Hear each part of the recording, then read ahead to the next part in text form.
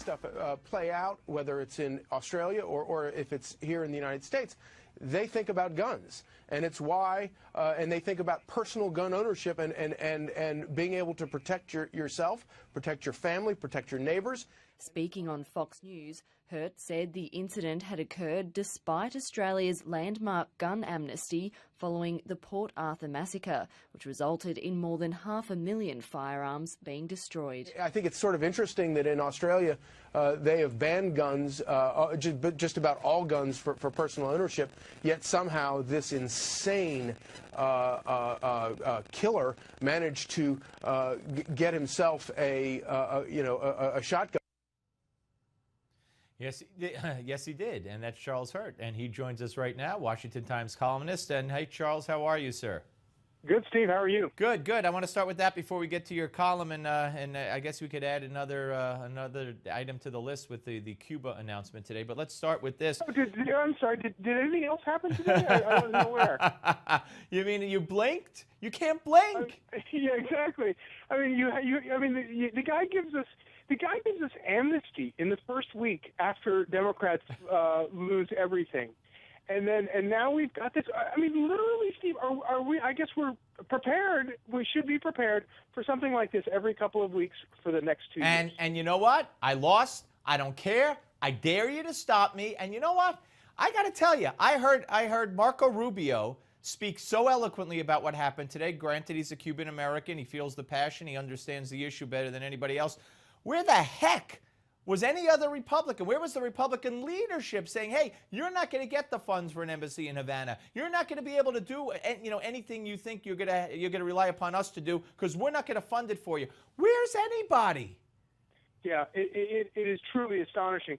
But I have to say that one place that we've heard, and I almost didn't believe the quotes when I read them, was from Democratic Senator Menendez. Yeah. Holy cow! Yeah. I mean, I literally had to call up a couple of people to verify that the quotes were actually real, because it was such a vicious beatdown. And if Democrats, if Republicans play their cards right, they're going to be able to use people like Bob Menendez very much to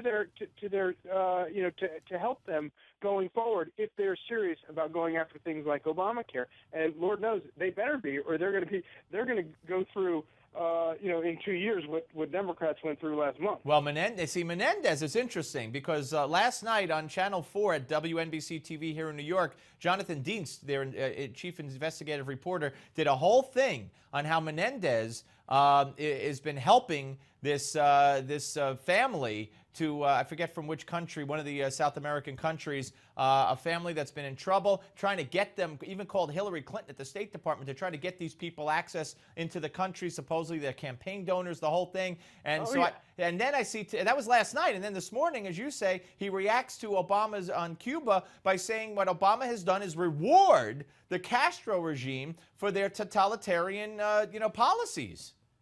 Yeah, it really is. I mean, you're sort of torn between thinking, it's just a callow ignorance. These guys, they don't really, they have no, he's poor, obviously was never taught history. We know what a terrible constitutional law expert he's turned out to be.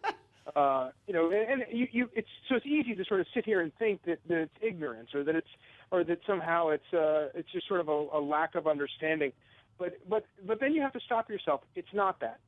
There's no way he doesn't know what he is doing, and what he is doing. I mean, it's like a war on America. I mean, it's just incredible to how somebody could think that this is.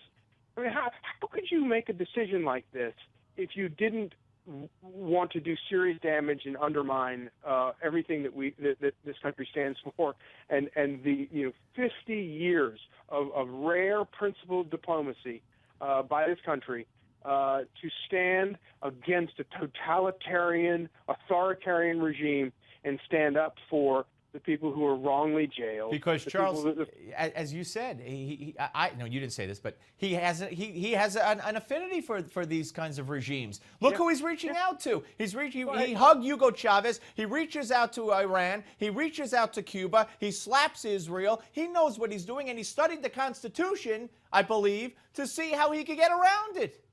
Yeah, I mean, you can't. At some point, you can't blame it on ignorance anymore. There's something willful going on here. And it's terrifying. It's terrifying to think that we have 2 more years of it. And a Republican Party that doesn't have the guts to do anything about it. Yeah. Charles, great to talk to you, sir. Hey, everybody, go to WashingtonTimes.com. Check out Welcome to Lawless, Obama's America, Hombres. I love that part. Charles, thank you. Merry Christmas. Alan West is next. Thank you.